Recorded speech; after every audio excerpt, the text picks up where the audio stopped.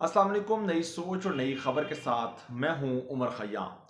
नाज़रीन, हुकूमत ने इमरान खान के सरप्राइज करने के बयान के बाद एक के बाद दूसरा सरप्राइज पाकिस्तान तहरीक इंसाफ को दे डाला है। आज की सबसे बड़ी खबर यह है कि पाकिस्तान तहरीक इंसाफ के मजीद 35 अरकान कौमी असम्बली के जो इस्तीफ़े हैं वो मंजूर कर लिए गए हैं, जिनको इलेक्शन कमीशन की तरफ से भी डी नोटिफाई कर दिया गया है। 35 अरकान के 17 जनवरी को इस्तीफे मंजूर किए गए थे। 35 अरकान के आज जो है वो इस्तीफे मंजूर किए गए। इलेक्शन कमीशन की तरफ से भी उन्हें डी नोटिफाई कर दिया गया है। इन इस्तीफों के बाद जो सोशल मीडिया पर एक क्या सराइयाँ जो मुबालगा अमेज खबरें सुनने को मिल रही हैं वो ये है कि ये जो इस्तीफे मंजूर किए गए हैं इससे को जो पस पर्दा चीज़ है वो इत्तेमाद का वोट लेने का खौफ नहीं है, बल्कि हुकूमत की एक और हिकमत अमली है। इस पर हम आगे चलकर बात करेंगे। साथ ही साथ जिन हलकों से इस्तीफे मंजूर किए गए हैं वहां से हुकूमत ज़िमनी इलेक्शन लड़ने से क्यों राह फरार इख्तियार कर रही है और मंतक क्या दे रही है, इन तमाम मौज़ूआत पर आज हमने इस वीलॉग में डिटेल बात करनी है। लेकिन उससे पहले जिन लोगों ने हमारा ये यूट्यूब चैनल नई सोच को अभी तक सब्सक्राइब नहीं किया, उनसे रिक्वेस्ट है कि वो इसको ज़रूर सब्सक्राइब करें, ताकि हर आने वाले नई वीडियो जो बिलखसूस जो आइंदा आने वाले ज़िमनी इंतखाबात और जो 2 सूबों के आम इंतखाबात हैं उसके वाले से जो डिटेल खबरें हैं, डिटेल वीलॉग हैं, आपको बर वक्त इस प्लेटफॉर्म से मिल सके। जी तो नाज़रीन, पाकिस्तान तहरीक इंसाफ के मजीद 35 अरकान असम्बली के जो इस्तीफ़े हैं वो मंजूर कर लिए गए हैं स्पीकर कौमी असम्बली राजा परवेज़ अशरफ की जानब से, और उन्हें आज ही इलेक्शन कमीशन से भी डी नोटिफाई कर दिया गया है। 17 जनवरी को 35 अरकान के हुए, आज 35 अरकान के हुए, तो मजमूई तौर पर अब तक PTI की जो 70 अरकान कौमी असम्बली हैं उनके जो है वो इस्तीफ़े मंजूर किए जा चुके हैं। अब सवाल ये है कि क्या वाक़तन इत्तेमाद के वोट से खौफजदा है पाकिस्तान मुस्लिम लीग नून और PDM की जमातें, वज़ीर आज़म शहबाज शरीफ क्या वाक़तन इत्तेमाद का वोट नहीं ले सकते? जो दूसरी तरफ जो पाकिस्तान तहरीक इंसाफ दावा करती है कि पाकिस्तान मुस्लिम लीग नून के जो 15 अरकान असम्बली है वो उनसे राब्ते में है कि अगर आइंदा का टिकट उन्हें PTI की तरफ से दिया जाए तो वो उनके साथ चलने को तैयार है। ये 2 चीज़ें हैं। जिस तरह गुज़श्ता रोज़ ऐलान किया था पाकिस्तान तहरीक इंसाफ ने कि वो असम्बली में जाएंगे और अपना जो है वो अपोजिशन लीडर और पार्लियामेंट लीडर का ओहदा लेकर भरपूर किरदार अदा करेंगे, लेकिन जो कल इजलास आज शेड्यूल था स्पीकर कौमी असम्बली की जानब से, वो इजलास मुलतवी किया गया 27 जनवरी तक। तो आज जो है वो सुबह सुबह जो 35 मजीद अरकान असम्बली के इस्तीफ़े मंजूर कर लिए गए। बज़ाहिर तो यही लग रहा है कि जो है वो अगर वो आ जाते असम्बली में अरकान असम्बली तो उन्होंने पार्लियामेंट्री लीडर का ओहदा और अपोजिशन लीडर का भी ओहदा संभाल कर जो है वो एक ऐसी सूरत हाल पैदा करते हैं जिसमें वफाक की हुकूमत को कौमी असम्बली में वफाक में काफ़ी जो है वो टफ टाइम मिलता। तो उस सूरत हाल को भांपते हुए उन्होंने जो है वो कौमी असम्बली से जो अक्सरियत ख़त्म करने के लिए, ताकि पार्लियामेंट लीडर और अपोजिशन का लीडर का ओहदा जो है वो पाकिस्तान तहरीक इंसाफ को ना मिल सके और वो ओहदा जो ऑलरेडी राजा परवेज़ अशरफ के पास है वो उन्हीं के पास रहे।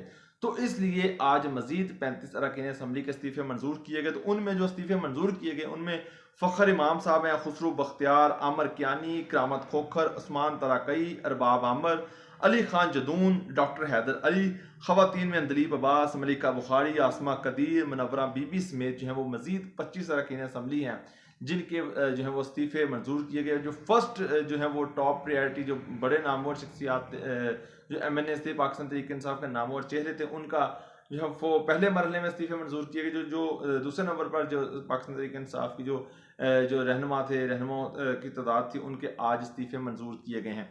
अच्छा, इन इस्तीफ़ों के बाद जो एक स्पेकुलेशन सुनने को मिल रही थी हमें सोशल मीडिया पे कि PDM के इस्तीफ़े मंजूर किए जाने के जो बाद जो है वो सदर का मुआवजा जो है वो मुमकिन हो जाएगा। सोशल मीडिया पर हमें ऐसी काफ़ी चीज़ें देखने को मिल रही हैं कि PDM को कौमी असम्बली में मौजूदा अरकान की 2/3 अक्सरियत हासिल हो जाएगी। इस्तीफ़े मंजूर करने का असल मकसद सदर की तब्दीली है। इसके बाद सारे इक़दामात नया सदर करेगा। लेकिन जो आर्टिकल जो है सदर के मुआवजे से मुतल्लिक वो क्या कहता है? आर्टिकल 47 जो सदर को हटाने से मुतल्लिक है कि सदर को हटाने के लिए मजलिस शूरा यानी कि पार्लियामेंट और यानी कि सेनेट और कौमी असम्बली उसके कुल तादाद 442 के 2/3 यानी कि 295 अरकान होना ज़रूरी है। अब अगर ये सारा प्लान सदर की तब्दीली से मुतल्लिक है तो मुश्तरका इजलास बुलाकर क्या 2/3 अक्सरियत मुकम्मल की जा सकती है?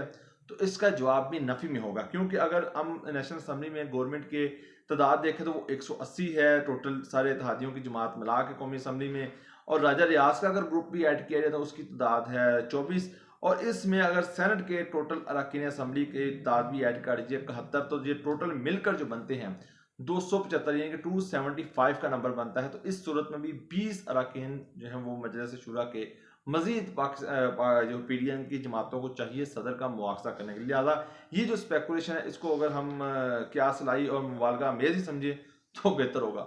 अच्छा, इसके अलावा जिन हलकों से इस्तीफे आए हैं, अब वहाँ से ख्वाजा आसफ भी कह चुके हैं कि वो जो है वो इन हलकों में अपने उम्मीदवार खड़े नहीं करेंगे, ये हल्के खुले रखेंगे। तो इलेक्शन कमीशन से पीडीएम के मुख्तलिफ हलकों से खबरें सुनने को मिल रही हैं कि वो दरख्वास्त करेंगे कि इन 35 हलकों को जनरल इलेक्शन तक खाली रखा जाए। तो ख्वाजा आसफ का जिस तरह मैंने जिक्र किया कि वो पहले ही कह चुके हैं कि मुस्लिम लीग नून और पीडीएम के इत्तेहादियों को कोई भी उम्मीदवार जो है वो खड़ा नहीं होगा। अच्छा, सियासी हलकों में ये सवाल गर्दिश कर रहा है कि आखिर क्यों पीडीएम की तरफ से, पाकिस्तान मुस्लिम लीग नून की तरफ से इन हलकों में कोई उम्मीदवार खड़ा नहीं किया जा रहा। जब इससे मुतल्लिक जानने की कोशिश की तो इस हवाले से कुछ हलकों का कहना है कि 17 जनवरी और 20 जनवरी को जो इस्तीफे मंजूर किए गए, यानी कि उनके जो ज़िमनी इलेक्शन है तकरीबन 60 रोज़ के अंदर करवाने ज़रूरी हैं। अगर देखा जाए तो ये 20 मार्च तक ये इन हलकों में इलेक्शन करवाना ज़रूरी है। आइन का आर्टिकल उन्हीं हलकों के मुताबिक आइन का आर्टिकल जो 224 है वो ये कहता है कि 13 अप्रैल के बाद कोई ज़िमनी इंतखाब नहीं हो सकता। आम इंतखाबात से भी 120 दिन पहले एक ज़िमनी इलेक्शन नहीं हो सकता।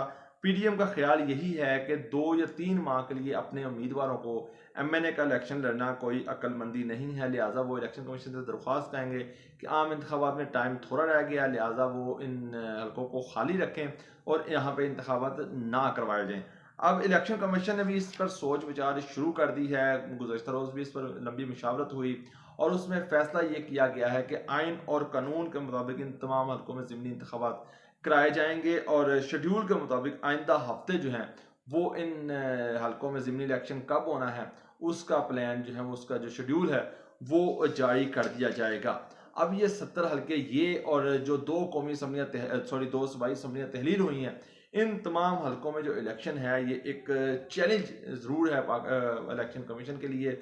इसके अलावा जो पीपल्स पार्टी से मुतल्लिक इजलास हुआ है गुज़श्ता रोज़ कि उन्होंने कहा जी हम अपनी शनाख्त जो है वो बरकरार रखेंगे, पंजाब में भरपूर टफ टाइम देंगे।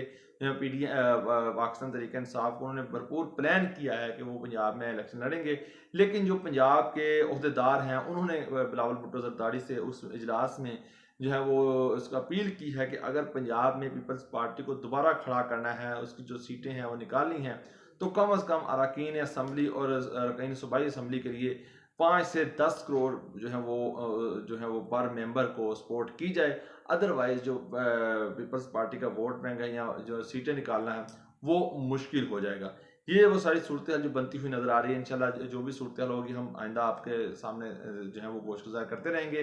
पंजाब और खैबर पख्तूनख्वा असम्बलियाँ तहलील हो चुकी हैं। निगरान हुकूमत का सेटअप के लिए जो है वो मशावरत का अमल जारी है। इलेक्शन कमीशन भी कह चुका है, गवर्नर को ख़त लिख चुका है कि वो जो है वो इलेक्शन की डेट दें ताकि जल्द अज जल्द इन हलकों में जो है वो सूबों में इलेक्शन करवाया जाए। आज उस्मान बुज़दार पाकिस्तान तहरीक इंसाफ की तरफ से भी गवर्नर पंजाब को ख़त लिखा गया है कि वो जल्द अज जल्द जो है वो इलेक्शन की डेट अनाउंस करें ताकि सूरत हाल को भांप कर जो है वो आगे एक अमली तय की जा सके। आज की इस वीडियो में इतना ही, मुझे दीजिए इजाज़त। अल्लाह हाफिज़।